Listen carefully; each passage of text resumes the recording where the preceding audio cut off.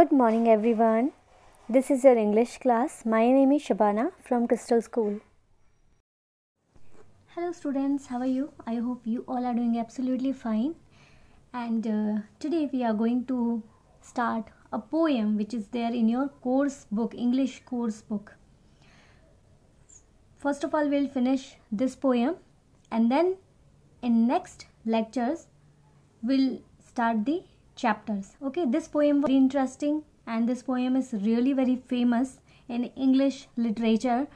So I thought कि आज हम यही पोएम करें एंड कुछ लाइफ के बारे में कुछ अच्छा सीखें, लाइफ के बारे में कुछ जानें एंड होपफुली दिस पोएम आपको बहुत ज़्यादा पसंद आएगी. You like it. And the name of the poem is all the world's a stage. अब ये पोएम जो है वो लिखी गई है by William Shakespeare. Now William Shakespeare is a greatest writer in English language. आज तक में जितने भी राइटर्स फेमस हुए हैं like John Milton and Dryden, Shakespeare, Rabindranath Tagore, so ये सारे लोग बहुत ही ज़्यादा राइटिंग में फेमस थे.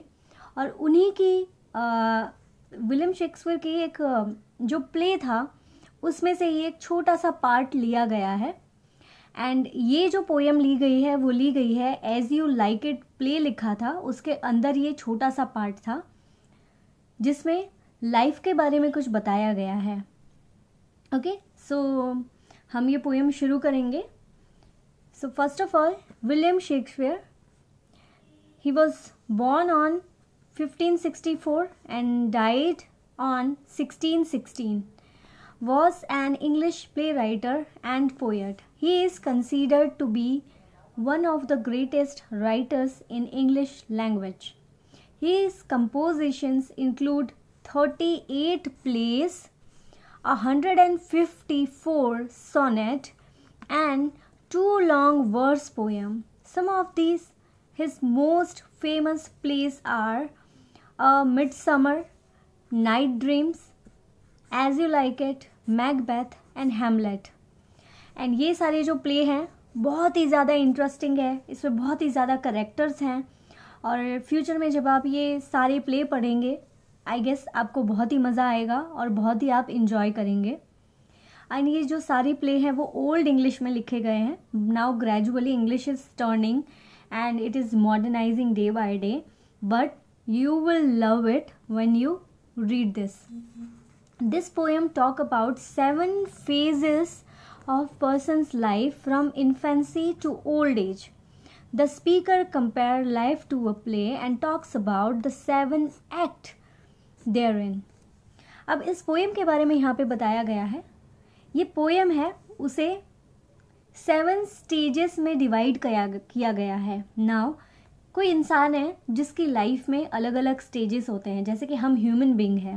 ओके, हम जानते हैं कि first of all we emerged as monkey apes. हम पहले क्या थे आपको पता था ना, हमारे अलग अलग स्टेज थे. पहले हम एप्स थे, लाइक काइंड ऑफ मंकीज थे. फिर धीरे धीरे हम सब ने सब चीज़ की खोज की और अपने आप में सुधार लाते गए और इस तरह से हम ह्यूमन बीइंग में कन्वर्ट हो गए. Might you have heard this stories in your SS like social studies, जिसमें आई गेस पूरे प्रॉपर चैप्टर्स दिए गए हैं.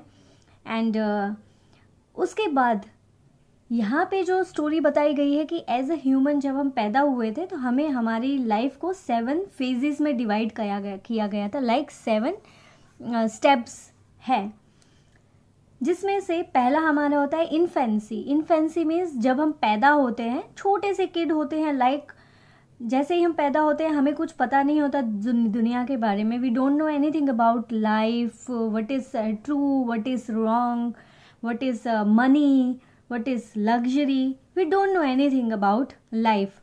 एंड जो हमारा लास्ट स्टेज होता है वो कौन सा होता है? व्हेन वी गेट ओल्ड, हम जब बूढ़े हो जाते हैं. एंड हमारी लाइफ को किससे कंपेयर किया गया है? एक स्टेज से कंपेयर किया गया है. हमारी लाइफ को आप इस तरह से देखिए जैसे एक स्टेज है और हम वहाँ पे लाइक पपेट्स की तरह हम परफॉर्म कर रहे हैं. We are performing as actors.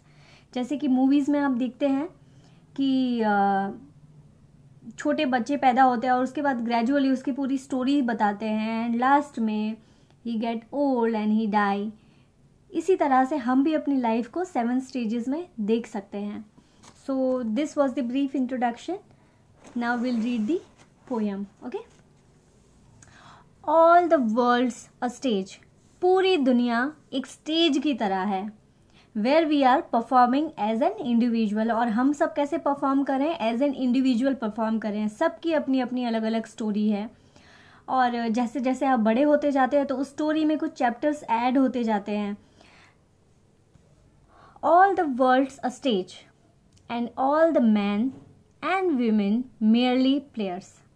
जैसा मैंने आपको बताया कि ये पूरी दुनिया एक स्टेज है और जो मैन एंड वीमेन है मतलब हम लोग हैं वो क्या कर रहे हैं? एक प्ले कर रहे हैं. हम प्लेयर की तरह हैं. हम एक्टर की तरह हैं. They have their exist and their entrance. और हम इस प्ले में कैसे काम कर रहे हैं? जैसे हम एग्जिस्ट कर रहे हैं और एंटर कर रहे हैं. आपने काफ़ी सारे ड्रामास वगैरह में देखा होगा कि अचानक से जैसे कि फॉर एग्जांपल महाभारत, रामायण, ऐसे प्ले नॉर्मली हमने देखे हुए हैं. तो उसमें क्या होता है? करेक्टर एंटर करते हैं और करेक्टर अपना प्ले ख़त्म होने के बाद, अपना रोल ख़त्म होने के बाद वो वहाँ से चले जाते हैं. तो हमारी लाइफ भी कुछ इसी तरह है. हम एंटर करते हैं. कैसे एंटर करते हैं? छोटे बच्चे के रूप में एंटर करते हैं. और हम एग्जिट कैसे होते हैं? एग्जिट हम बड़े हो जाते हैं, हम बूढ़े हो जाते हैं और उसके बाद हमारी डेथ हो जाती है. So this is the life cycle. तो जो इंसान पैदा होता है उसकी डेथ भी निश्चित है. His acts being 7 ages, at first the infant. जैसा मैंने आपको बताया कि हमारी लाइफ के 7 स्टेजेस में हमारी लाइफ को डिवाइड किया गया है अकॉर्डिंग टू शेक्सपियर राइटिंग, जिसमें हमारा पहला जो स्टेज होता है वो इन्फेंट की तरह होता है. यहाँ पे आप देख रहे हैं ना, आप अपना बचपन याद कीजिए जब आप बिल्कुल छोटे थे.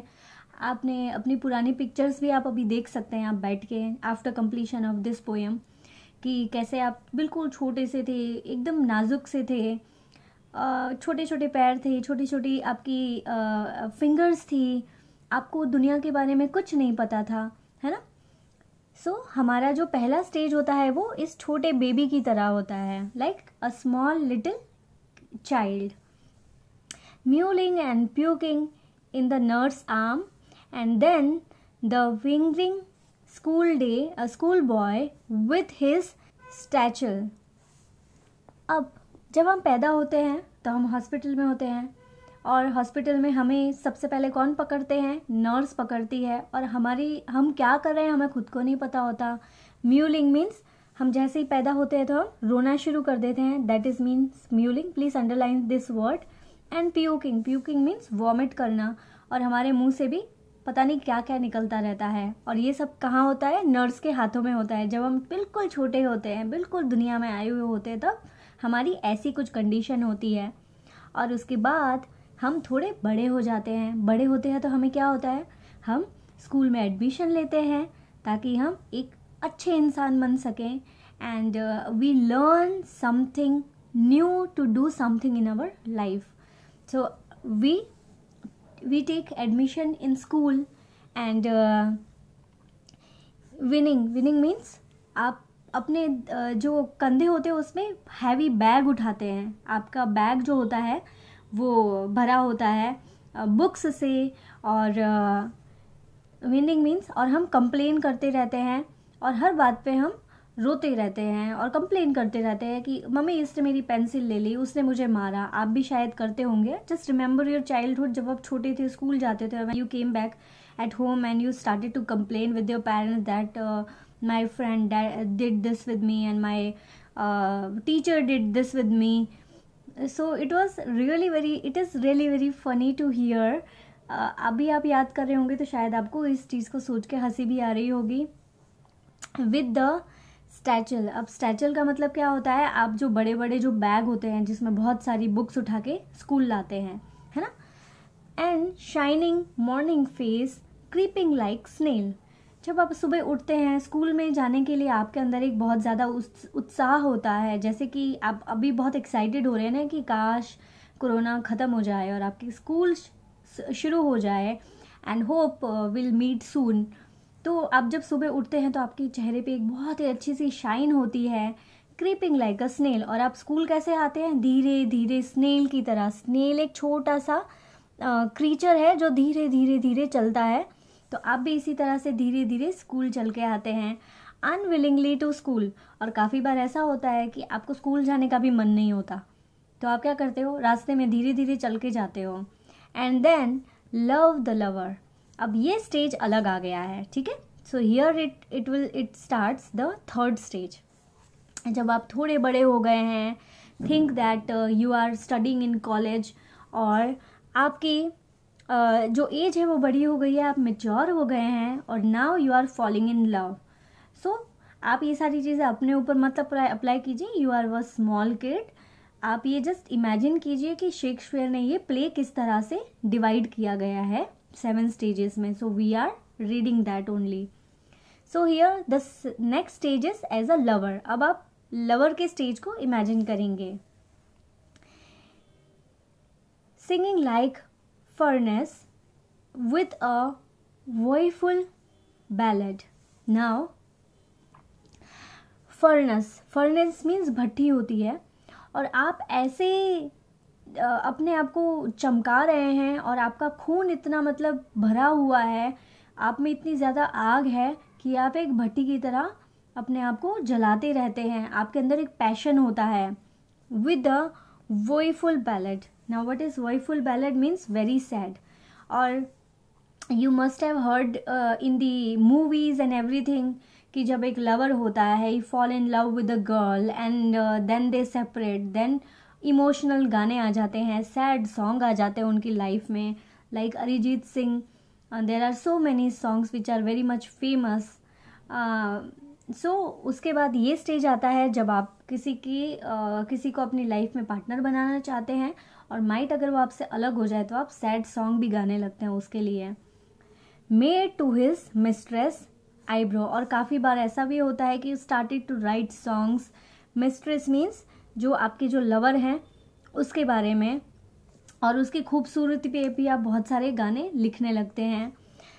एंड देन उसके बाद जो स्टेज आता है वो आता है सोल्जर का। अब इमेजिन कीजिए कि आपका कॉलेज भी ख़त्म हो गया है और आप अब जॉब लगने वाले हैं, तो it is then a soldier. अब ये जो स्टेज आया है वो सोल्जर का स्टेज आया है। आप एक सैनिक हैं, फुल ऑफ स्ट्रेंथ ओथ्स, और आप बहुत सारी कसमें खाते हैं। And bearded like a pard. और आपकी अब बियर्ड आने लगी है, आपकी दाढ़ी मूछें पैदा होने लगी है। And pard means leopard. आप चीते की तरह एकदम अपने आप को फील करने लगते हैं। Jealous in honour, sudden and quick in quarrel. आप में इतना जोश आ जाता है कि आप हर किसी बात के लिए, अपनी इज्जत को बचाने के लिए, या अपने आप को बचाने के लिए, या किसी और को बचाने के लिए, दुनिया में जो कुछ भी गलत हो रहा है उसके अगेंस्ट आवाज़ उठाने के लिए, आप लड़ने के लिए फटाक से तैयार हो जाते हैं। Why? Because you are having that passion. आपकी वो एज आ चुकी होती है कि आप लोगों से विद्रोह करने के लिए भी रेडी हो जाते हैं, अपना हक कमाने के लिए भी आप रेडी हो जाते हैं। Seeking the bubbled reputation. और अपनी जो रेप्यूटेशन है, अपनी जो इज्जत है, वो बचाने के लिए भी आप ढूंढने लगते हैं अपने आप को कि बस अब मुझे अपनी जगह बनानी है दुनिया में, मुझे फेमस होना है, मुझे फेम पाना है, मुझे अपनी एक अच्छी पोजीशन बनानी है ना। तो इस तरह से हम अपने आप को प्राउड और अपने प्राइड के लिए लोगों से भी हम लड़ना शुरू कर देते हैं। अपनी जगह बनाने के लिए हम अच्छा परफॉर्म करते हैं, और हम दिन रात बहुत ज़्यादा मेहनत भी करते हैं। Even in the cannons mouth. अब ऐसे भी काफ़ी बार सिचुएशन आती है लाइफ में कि आपकी लाइफ में बहुत ही ज़्यादा प्रॉब्लम होती है, there are lots of problem. और काफ़ी बार ऐसा भी होता है कि आप ऐसी भी सिचुएशन आती है कि कैनन्स माउथ मीन्स जो गुफा होती है, आपको पता है कि इसमें खतरा है, फिर भी आप उसमें घुस जाते हैं बचने के लिए और बचाने के लिए। Fame that is short lived. और ऐसा फेम जैसे कि हम पब्लिसिटी बोल सकते हैं कि अपना नाम कमाने के लिए हम किसी भी सिचुएशन में हम अपने आप को घुसा देते हैं कि बस मेरा काम हो जाए। आप इतने ज़्यादा जुनून के साथ होते हैं। एंड देन द जस्टिस, अब ये 5th स्टेज आ गया है। जस्टिस मीन्स हम बोल सकते हैं जज, ठीक है। तो अब आप क्या करते हैं कि आप अपने आप को जज करना भी शुरू कर देते हैं, दूसरों को भी जज करना शुरू कर देते हैं। In fair round belly with good capon lined. अब ऐसी सिचुएशन भी आती है कि आप सही गलत का फैसला करना भी शुरू कर देते हैं। आप की जो सिचुएशन है, आपका जो फिजिक है वो भी चेंज होने लगता है, आपका पेट गोल मटोल होके बाहर आने लगता है। एंड आप अच्छा खाना भी खाते हैं, है ना। और उसके बाद like this entire line meaning is having eaten a good chicken dish. आप अच्छा खाना भी खाने लगते हैं। With eyes a severe and beard of formal cut. अब क्या होता है कि जैसे कि अब आप इमेजिन कीजिए अपने फादर की एज में आप अपने मम्मी डैडी, अपने पापा को देखते हैं ना कि वो कितने अच्छे से वेल मैनर्ड होते हैं, अच्छे से कपड़े पहनते हैं, फॉर्मल कपड़े पहनते हैं, अपने बियर्ड को अच्छे से सेट रखते हैं, अपने हेयर प्रॉपरली सेट रखते हैं, और आपको भी यही गाइड करते हैं कि आपको एक जेंटलमैन की तरह रहना चाहिए।